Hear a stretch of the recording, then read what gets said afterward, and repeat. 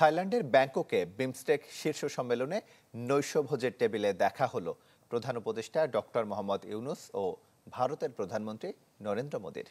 কুশলাদি বিনিময় করেন দুই নেতা এবং সম্মেলনের সাইড লাইনে কাল দ্বিপাক্ষিক বৈঠকে বসবেন ডক্টর ইউনূস এবং নরেন্দ্র মোদী।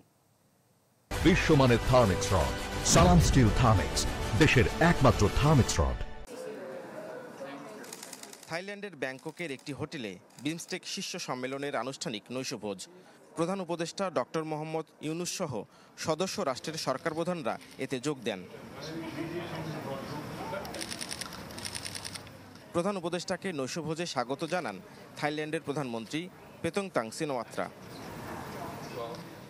নৈশভোজে ডক্টর ইউনূস সহ নরেন্দ্র মোদীর সাক্ষাৎ হয়, কুশলাদি বিনিময় করেন তারা। দুই নেতাকে বেশ কিছু সময় ধরে ঘনিষ্ঠভাবে কথা বলতেও দেখা যায়। বিমস্টেক সম্মেলনের সাইডলাইনে শুক্রবার প্রধান উপদেষ্টা ডক্টর মোহাম্মদ ইউনূস ও ভারতের প্রধানমন্ত্রী নরেন্দ্র মোদীর মধ্যে দ্বিপাক্ষিক বৈঠক অনুষ্ঠিত হবে। অন্তর্বর্তীকালীন সরকারের দায়িত্ব নেয়ার পর এই প্রথমবারের মতো ডক্টর ইউনূসের সঙ্গে নরেন্দ্র মোদীর বৈঠক হতে চলেছে। ধারণা করা হচ্ছে দুই দেশের সম্ভাবনার পাশাপাশি উদ্বেগের দিকগুলো নিয়ে আলোচনা করতে পারেন দুই নেতা। বঙ্গোপসাগরীয় দেশগুলোর আঞ্চলিক সহযোগিতা জোট বিমস্টেকের শীর্ষ সম্মেলন শেষ হবে 4 এপ্রিল।